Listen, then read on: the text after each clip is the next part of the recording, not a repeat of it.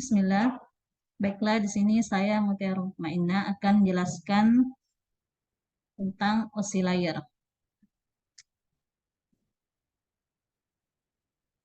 Jadi OSI sendiri itu adalah singkatan dari Open System Interconnection, sebuah standar komunikasi yang ada di dalam jaringan komputer. Karena itu semua alat komunikasi saling berkomunikasi melalui sebuah jaringan. Jadi OSI dibuat oleh sebuah badan yang bernama ISO atau International Organization for Standardization, dibuat pada tahun 1977 di Eropa. Jadi ISO ini menyediakan kerangka logika terstruktur bagaimana proses komunikasi data itu bisa berinteraksi melalui sebuah jaringan. Standar ini dikembangkan untuk industri komputer agar komputer dapat berkomunikasi pada jaringan yang berbeda secara efisien. Untuk OSI model sendiri, itu ada 7 layer atau 7 lapis yang mulai dari data fisikal, data link, network, transport, session, presentation, dan application.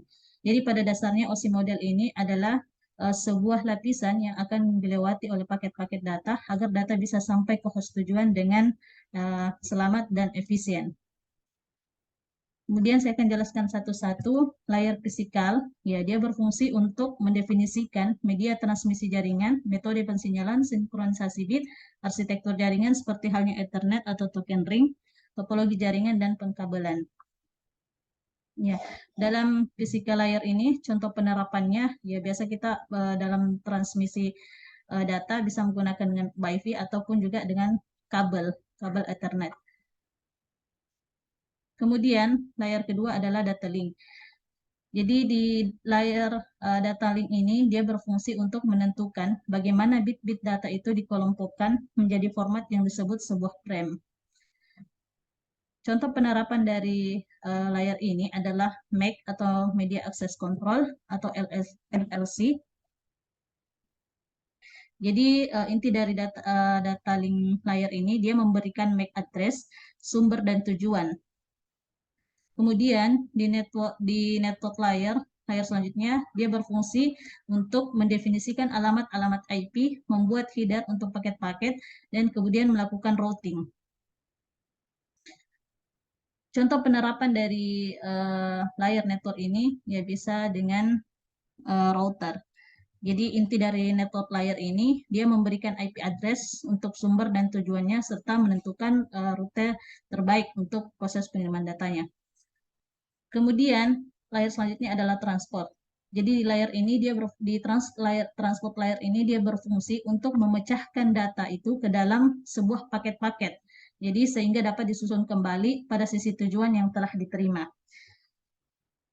Jadi inti dari transport layer ini dia sebagai pengirim data. Ya, contoh penerapan dari layer ini adalah TCP dan UDP. Kemudian layer selanjutnya adalah session. Jadi di session layer ini dia berfungsi untuk mendefinisikan bagaimana koneksi itu dapat dibuat, dipelihara, atau dihancurkan. Di session layer juga dia berfungsi untuk mengatur koneksi pengiriman dan penerima dalam sesi waktu dan jalur data yang akan dikirim. Kemudian di layer selanjutnya adalah presentation layer. Di presentation layer ini dia berfungsi untuk mentranslasikan data yang hendak ditransmisikan oleh aplikasi ke dalam format yang dapat ditransmisikan melalui sebuah jaringan. Ya, contoh ketika kita ingin mengakses sebuah webshop now, ya, maka akan dikonversi ke bilangan binar, kemudian nanti akan dienkripsi, ya, agar data bisa selamat datanya, artinya aman datanya tidak terakses secara umum. Kemudian layar terakhir adalah application layer. Dia berfungsi sebagai antarmuka dengan aplikasi dengan fungsionalitas jaringan, mengatur bagaimana aplikasi itu dapat mengakses jaringan dan kemudian membuat pesan-pesan kesalahan. Jadi di application layer ini memproses data dengan header berdasarkan protokolnya. Jadi ketika misalnya kita ingin membuka HTTPS, DNS atau SMTP. Ya, untuk TCP/IP model ya, gambarannya untuk internet modern sekarang itu lebih simpel lagi, disebut TCP/IP model. Itu ada 4 layer, application, transport, internet, dan juga network access. Untuk OSI model ini juga masih digunakan sampai sekarang. ya. Ini lebih karena lebih kompleks, jadi lebih mudah memvisualisasikan, lebih lengkap bagaimana data itu bisa sampai. Kemudian untuk encapsulation,